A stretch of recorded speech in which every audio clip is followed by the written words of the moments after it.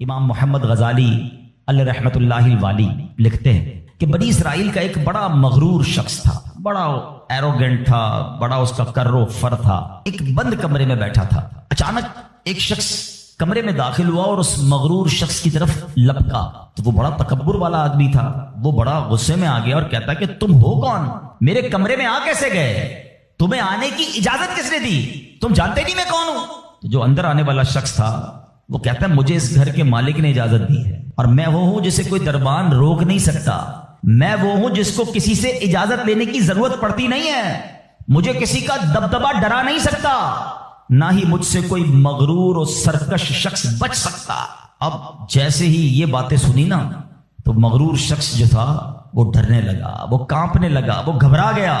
وہ کہتا ہے کہ آپ تو ملک الموت معلوم ہوتے ہیں، کیونکہ جس کو کوئی نہیں روک سکتا، جس کو کسی کی اجازت کی ضرورت نہیں ہے، جس کو کسی کا دبدبا کر و فر ریزسٹ نہیں کر سکتا، وہ ملک الموت کے سوا تو کوئی نہیں۔ لگتا ہے آپ ملک الموت ہیں؟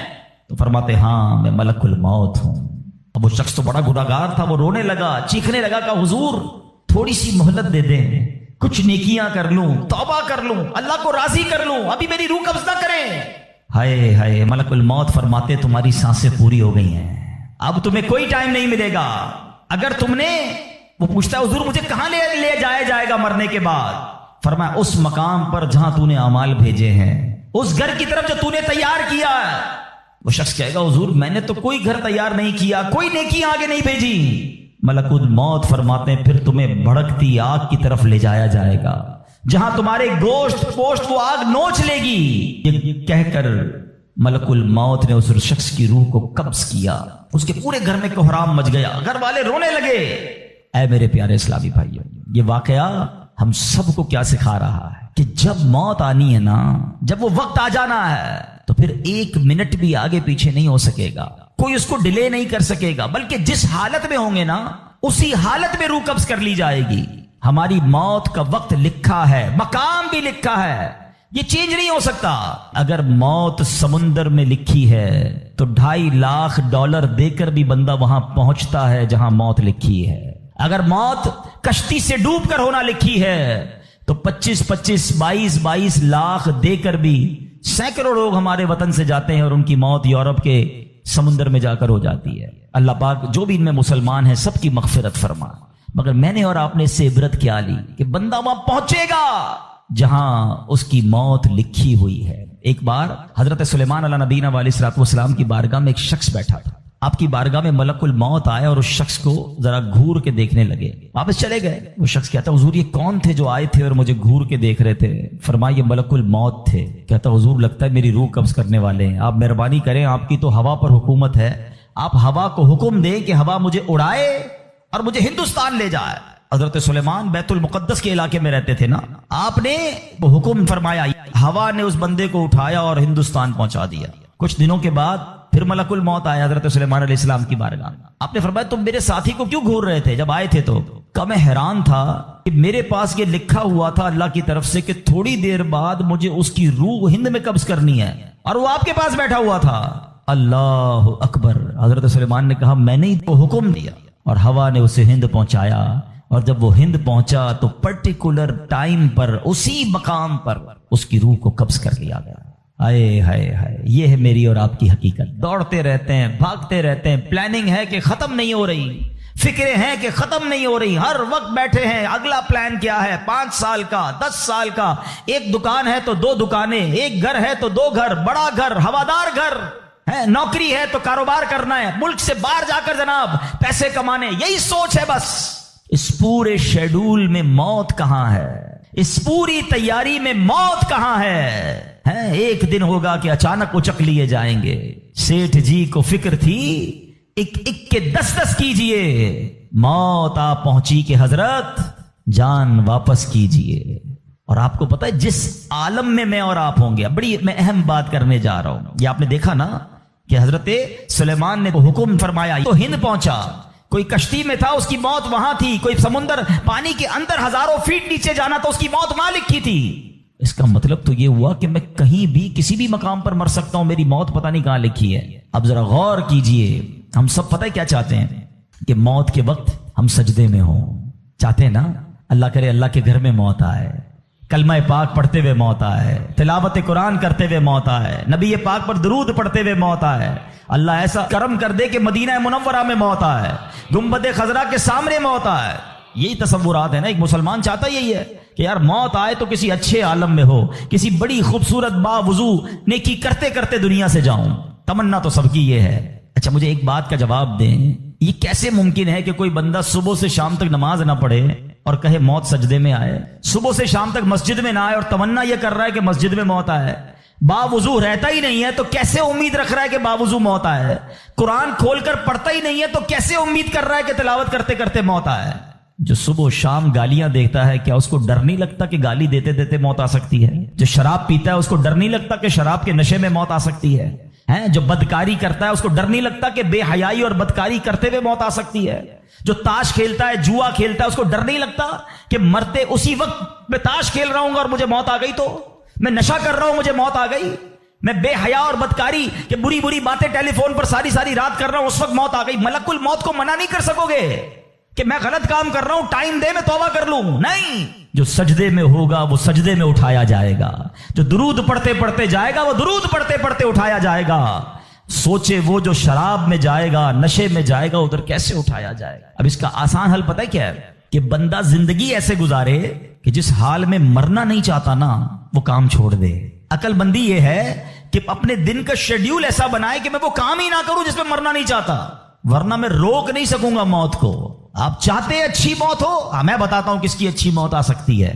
جو ماشاءاللہ 5 ٹائم پابندی سے نماز پڑھتا ہے، جو روزانہ تلاوت قرآن کرتا ہے، جو بار بار تسبیح نکال کر تسبیح بھی پڑھتا ہے، درود بھی پڑھتا ہے، جو دکان پر بھی جاتا ہے تو نماز کا ٹائم ہو تو نماز کے لیے کھڑا ہو جاتا ہے، جو حلال روزی کماتا ہے، جو گناہوں سے اپنے آپ کو بچاتا ہے، ارے اس کی تو 24 گھنٹے میں کبھی بھی موت آنی ہے۔ سبحان اللہ، وہ رات کو سوتا ہے تو باوضو سوتا ہے، اس نیت سے سوتا ہے کہ فجر میں اٹھنا ہے، رات کو بھی جائے گا تو انشاءاللہ شہید کا مرتبہ پائے گا، دن میں کسی وقت موت آئے گی تو کوئی اچھا ہی کام کر رہا ہوگا نا۔ اب آپ سوچ لیں کس عالم میں مرنا ہے۔ اچھا ایک اور دل پر چوٹ کرنے والا جملہ سن لو، کون کون چاہتا ہے مرتے وقت زبان پر کلمہ طیبہ جاری ہو؟ ہائے ہائے، فضیلت پتہ ہے کیسی ہے؟ حدیث پاک میں آتا ہے جس کی زبان پر، حدیث کا مضمون ہے، آخری کلمہ لا الہ الا اللہ ہوگا، دخل الجنہ، وہ جنت میں داخل ہو جائے گا۔ ہم ہر مسلمان چاہتا ہے، ٹھیک ہے؟ آپ سب نے ہاتھ اٹھایا کہ آپ سب چاہتے ہیں مرتے وقت کلمہ پاک زبان پر ہو۔ اب ہاتھ نہیں اٹھانا، آپ سے پوچھ رہا ہوں، اپنے آپ سے پوچھ رہا ہوں، آج پورے دن میں کتنی بار کلمہ پڑھا ہے؟ اس پورے ہفتے میں کتنی بار کلمہ پڑھا ہے؟ عجب کہانی ہے ہماری، یقین کریں عجب کہانی ہے۔ مرتے وقت سب کو کلمہ چاہیے، زندگی میں کلمہ پڑھنے کا ٹائم نہیں ہے۔ اللہ اکبر۔ سکرات کو جانتے ہو کیسا ہوگا؟ زبانیں سخت ہو جائیں گی، بندہ اتنی تکلیف میں ہوگا کہ کوئی لفظ ہی نہیں نکلتا منہ سے۔ ہمارا تو بخار میں لفظ نہیں نکلتا، سکرات کی کیا بات کروں میں؟ جس وقت زبانیں بھاری ہوں گی کلمہ کیسے ادا ہوگا جب تم نے زبان کو عادی نہیں بنایا؟ ہاں، ایک بزرگ کا بڑا پیارا قول میں نے سنا تھا، وہ فرماتے ہیں اپنی زبان کو کلمے کا عادی بناؤ، جس وقت سکرات کا عالم ہوگا زبان بھاری ہوگی اس وقت بھی کلمہ جاری ہو جائے گا۔ مبارک ہونے جو روز کلمہ پاک کم از کم ایک تسبیح تو پڑھ لیا کرے یار۔ 100 بار کلمہ پڑھنے میں دیری کتنی لگتی ہے؟ کلمہ پاک اچھا، افضل الذکر، حدیث پاک میں کہا گیا سب سے بہترین ذکر جو ہے وہ لا الہ الا اللہ ہے۔ کتنا کرتے ہیں ہم؟ سوچے نا، ہم اب اپنے آپ کو کتنا دور رکھے ہوئے ہیں اپنی موت کی تیاری سے، اپنی آخرت کی تیاری سے، اپنی قبر کو روشن کرنے کی تیاری سے۔ نہ کریں میرے پیارے اسلامی بھائیوں ایسا۔ صرف دنیا نہیں ہے، ہم اس دنیا میں آئے ہیں نا، قرآن کہتا ہے، سورہ ملک پڑھتے رہتے ہو نا، قرآن میں رب کیا فرماتا ہے؟ الذی خلق الموت والحیات لیبلوکم ایکم احسن عملا۔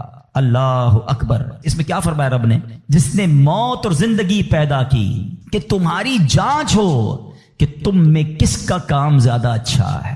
میں اور آپ جو آئے نا دنیا میں، واٹ از دا ریزن؟ موت اور زندگی کو پیدا کرنے کا مقصد یہ ہے کہ چیک کیا جائے کون اچھے کام کر کے آتا ہے۔ یعنی آسان لفظوں میں ہم سب کو امتحان کے لیے بھیجا گیا ہے۔ ہم اس دنیا میں آئے ہیں، ہمارا ٹیسٹ ہو رہا ہے۔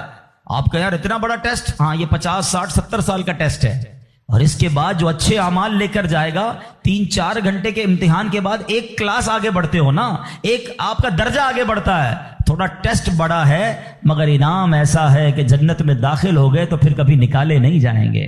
ہاں، قرآن کہتا ہے ہم فیہا خالدون، ہمیشہ ہمیشہ جنت میں رہیں گے۔ اگر جنت میں جانا ہے تو یہ ٹیسٹ پاس کرنا ہے۔ یاد رکھیے صحابی رسول حضرت طارق محاربی رضی اللہ تعالیٰ فرماتے ہیں اللہ پاک کے آخری نبی صلی اللہ تعالی وسلم نے مجھے نصیحت کرتے ہوئے فرمایا یا طارق استعد للموت قبل الموت، اے طارق مرنے سے پہلے موت کی تیاری کر لو. ہاں یہ نبی پاک نے فرمایا. اچھا میں ایک سوال کرنا چاہتا ہوں، اگر میں آج آپ سے ایک سوال کروں کہ ہم میں سے کسی کو پتا چل جائے کل کا دن آپ کی زندگی کا آخری دن ہے اور کل رات آپ دنیا سے چلے جائیں گے، ایک دن ہے آپ کے پاس، ایک مسلمان اس ایک دن کو کیسے گزارے گا؟ سچ بتائیے. کیا وہ کل دکان پہ جا کے کاروبار کرے گا؟ کیا وہ کل جا کے پیسے ڈبل کرنے کی کوشش کرے گا؟ کیا وہ کل جا کے فرنیچر مارکیٹ میں فرنیچر بنوائے گا؟ یا کل جا کے معاذ اللہ دوستوں کے ساتھ فلم دیکھنے گیا چاہے گا چلو یار آخری دن ہے ذرا موج مزے کر لوں؟ یہ کیا کرے گا؟ اگر عقل مند مسلمان ہوا تو ایک دن ہے تو مسجد میں گزارے گا، تلاوت میں گزارے گا، توبہ میں گزارے گا، ذکر و اذکار میں گزارے گا، ہیں اللہ پاک سے معافی میں گزارے گا، کیونکہ آخری دن ہے. یہی کرو گے نا اگر پتا چل جائے. مجھے بتاؤ کہ ہمیں پتا ہے ہمارا آخری دن ہے کہ نہیں ہے؟ ہمیں تو کل کی بات چھوڑے آج رات کا نہیں پتا ہے، تو پھر کیوں تیاری نہیں کر رہے؟ پتا چل جائے تو تیاری کریں گے. میں تو پہلے ہی بتا رہا ہوں آپ کو. آپ میں سے کتنے لوگ بیٹھے جن کو پتا ہے کل صبح تک زندہ رہیں گے؟ مجھے بھی نہیں پتا، آپ کو بھی نہیں پتا. جب پتہ ہی نہیں ہے تو پھر کیوں تیاری نہیں کر رہے؟ پھر کیوں توبہ نہیں کر رہے؟ پھر کیوں حرام کی طرف ہم جاتے ہیں؟ خدا را یاد رکھیے میرے پیارے اسلامی بھائیوں، قبر میں جا کر اتنا پچھتاوا ہوگا گناہگار کو. بلکہ روایتوں میں آتا ہے پیارے آقا علیہ الصلوۃ والسلام نے فرمایا جس کا مضمون ہے مرنے کے بعد نیک بھی پچھتائے گا گناہگار بھی پچھتائے گا. عرض کی حضور گناہگار پچھتائے گا یہ تو سمجھ آتا ہے، نیک کیوں پچھتائے گا؟ فرمایا گناہگار تو گناہ کی وجہ سے پچھتائے گا، حدیث کا خلاصہ ہے. فرمایا نیک اس لیے پچھتائے گا جب وہ آخرت میں نیکیوں کا اجر دیکھے گا نا تو وہ کہے گا کاش میں اور نیکیاں کر لیتا، وہ جو فضول ٹائم ضائع کیا تھا اس میں اور اللہ کا ذکر کرتا اور نوافل پڑھتا اور عبادت کرتا. تو یقین جانیے میرے پیارے اسلامی بھائیوں، یہ زندگی یہ جو ہماری سانسیں چل رہی ہیں نا ابھی چاند سے ہمارے پاس، جتنی نیکیاں کرنی ہے کر لیں. جس دن سانس بند ہوئی نا اس دن عمل نہیں ہوگا، اس دن جزا ملے گی. آج دار العمل ہے، today is the time of action and tomorrow is the time of accountability. اس دن صرف جزا ہوگی، یا تو آپ کو اللہ نہ کرے گناہوں کی وجہ سے کسی کو سزا ملے گی یا نیکیوں کا اجر ملے گا. آج وقت ہے نیکیاں کرنے کا. قبر میں اتارے جانے کے بعد کوئی چانس نہیں ہوگا. سورہ کوثر. سورہ کوثر کا تعارف، مقام نزول. علامہ علی بن محمد خازن رحمت اللہ تعالی علیہ فرماتے ہیں سورہ کوثر جمہور مفسرین کے نزدیک مکیہ ہے اور بعض مفسرین کے نزدیک مدنیہ ہے. آیات، کلمات اور حروف کی تعداد، اس سورت میں 1 رکوع، 3 آیتیں، 10 کلمے اور 42 حروف ہیں. کوثر نام رکھنے کی وجہ، کوثر سے دنیا اور آخرت کی بے شمار خوبیاں مراد ہیں اور جنت کی ایک نہر کا نام بھی کوثر ہے. اس سورت کی پہلی آیت میں یہ لفظ موجود ہے، اس مناسبت سے اسے سورہ کوثر کہتے ہیں. سورہ کوثر کے مضامین. اس سورت کا مرکزی مضمون یہ ہے کہ اس میں اللہ تعالیٰ نے اپنے حبیب صلی اللہ تعالی علیہ وآلہ وسلم کی مدحت بیان فرمائی ہے اور اس میں یہ مضامین بیان ہوئے ہیں. نمبر 1، اس کی پہلی آیت میں اللہ تعالیٰ کے اس فضل و احسان کا بیان ہے جو اس نے اپنے حبیب صلی اللہ تعالی علیہ وسلم پر فرمایا. نمبر 2، دوسری آیت میں نبی کریم صلی اللہ تعالی علیہ وسلم سے فرمایا گیا کہ اللہ تعالیٰ کے فضل و احسان کے شکریے میں نماز پڑھتے رہیں اور قربانی کریں. نمبر 3، تیسری آیت میں فرمایا گیا کہ جو اللہ تعالیٰ کے حبیب صلی اللہ تعالی علیہ وآلہ وسلم کا دشمن ہے وہی ہر خیر سے محروم ہے. سورہ ماعون کے ساتھ مناسبت. سورہ کوثر کی اپنے سے ماقبل سورت ماعون کے ساتھ مناسبت یہ ہے کہ سورہ ماعون میں کافروں اور منافقوں کی جو صفات بیان کی گئیں ان کے مقابلے میں سید المرسلین صلی اللہ تعالی علیہ وآلہ وسلم کے اوصاف سورہ کوثر میں بیان کیے گئے. بسم اللہ الرحمن الرحیم. ترجمہ، اللہ کے نام سے شروع جو نہایت مہربان رحمت والا ہے. اِنَّا أَعْطَيْنَاكَ الْكَوْثَرَ فَصَلِّ لِرَبِّكَ وَانْحَرْ إِنَّ شَانِئَكَ هُوَ الْأَبْتَرُ. ترجمہ، اے محبوب بے شک ہم نے تمہیں بے شمار خوبیاں عطا فرمائیں تو تم اپنے رب کے لیے نماز پڑھو اور قربانی کرو، بے شک تمہارا دشمن ہی ہر بھلائی سے محروم ہے. إِنَّا أَعْطَيْنَاكَ الْكَوْثَرَ. اے محبوب بے شک ہم نے تمہیں بے شمار خوبیاں عطا فرمائیں. تفسیر صراط الجنان میں ہے کوثر کی تفسیر میں مفسرین کے مختلف اقوال ہیں. ان سب اقوال کا خلاصہ یہ ہے کہ اے محبوب بے شک ہم نے تمہیں بے شمار خوبیاں عطا فرمائیں اور کثیر فضائل عنایت کر کے تمہیں تمام مخلوق پر افضل کیا. آپ کو حسن ظاہر بھی دیا، حسن باطن بھی عطا کیا، نسب عالی بھی، نبوت بھی، کتاب بھی، حکمت بھی، علم بھی، شفاعت بھی، حوض کوثر بھی، مقام محمود بھی، امت کی کثرت بھی، دین کے دشمنوں پر غلبہ بھی، فتوحات کی کثرت بھی، اور بے شمار نعمتیں اور فضیلتیں عطا کی جن کی انتہا نہیں۔ آیت إنا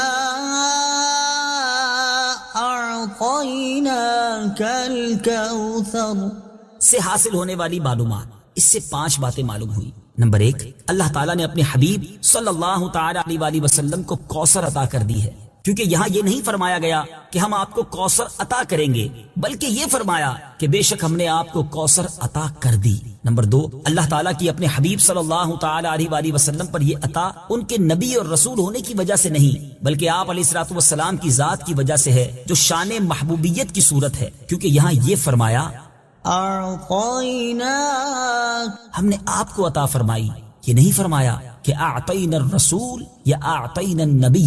نمبر 3، تاجدار رسالت صلی اللہ تعالی علیہ وآلہ وسلم پر یہ عطا کسی عبادت اور ریاضت کی وجہ سے نہیں ہے، بلکہ ان پر یہ عطا اللہ تعالیٰ کے عظیم فضل اور احسان کی وجہ سے ہے، کیونکہ یہاں عطا کا ذکر پہلے ہوا اور عبادت کا ذکر بعد میں ہوا۔ نمبر 4، اللہ تعالیٰ نے آپ کو کوثر کا مالک بنا دیا ہے، تو آپ جسے چاہیں جو چاہیں عطا کر سکتے ہیں۔ نمبر 5، سید المرسلین صلی اللہ تعالی علیہ وآلہ وسلم کی مدحت خود رب تعالیٰ فرماتا ہے۔ اعلیٰ حضرت امام احمد رضا خان علیہ الرحمت الرحمان فرماتے ہیں، انا اعطیناک الکوثر، ساری کثرت پاتے یہ ہیں، ٹھنڈا ٹھنڈا میٹھا میٹھا پیتے ہم ہیں، پلاتے یہ ہیں۔ اور ایک اور جگہ فرماتے ہیں نا، اے رضا خود صاحب قرآن ہے، مداح ہے حضور، تجھ سے کب ممکن ہے پھر مدحت رسول اللہ کی۔ فصل لربك وانحر، تو تم اپنے رب کے لیے نماز پڑھو اور قربانی کرو۔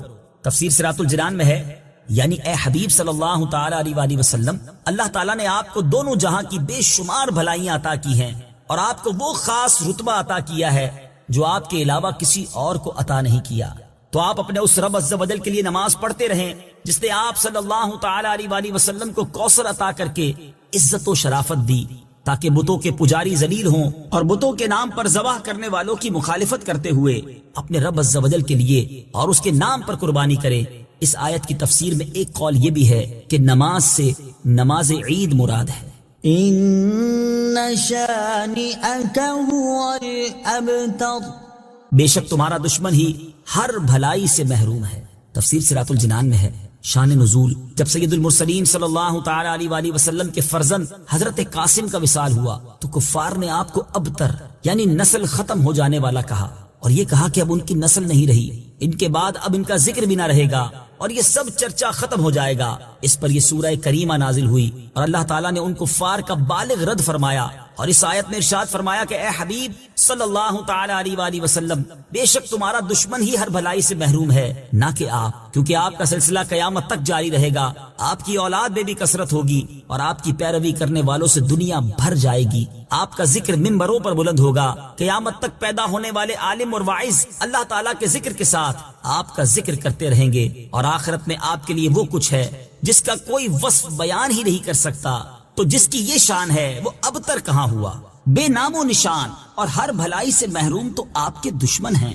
اعلیٰ حضرت امام احمد رضا خان رحمت اللہ تعالی علیہ اس صورت کی تفسیر بیان کرتے ہوئے فرماتے ہیں، عاص بن وائل شقی نے جو صاحبزادہ سید المرسلین صلی اللہ تعالی علیہ وآلہ وسلم کے انتقال پرملال پر حضور کو ابتر یعنی نسل بریدہ کہا، حق تعالی نے فرمایا إنا أعطيناك الكوثر، بے شک ہم نے تمہیں خیر کثیر عطا فرمائی کہ اولاد سے نام چلنے کو تمہاری رفعت ذکر سے کیا نسبت، کروڑوں صاحب اولاد گزرے جن کا نام تک کوئی نہیں جانتا، اور تمہاری ثنا کا ڈنکا تو قیامت تک اکناف عالم اور اطراف جہاں میں بجے گا، اور تمہارے نام نامی کا خطبہ ہمیشہ ہمیشہ اطباق فلک آفاق زمین میں پڑھا جائے گا۔ پھر اولاد بھی تمہیں وہ نفیس و طیب عطا ہوگی جن کی بقا سے بقائے عالم مربوط رہے گی۔ اس کے سوا تمام مسلمان تمہارے بال بچے ہیں، اور تم سب مہربان ان کے لیے کوئی نہیں، بلکہ حقیقت کار کو نظر کیجئے تو تمام عالم تمہاری اولاد مانوی ہے،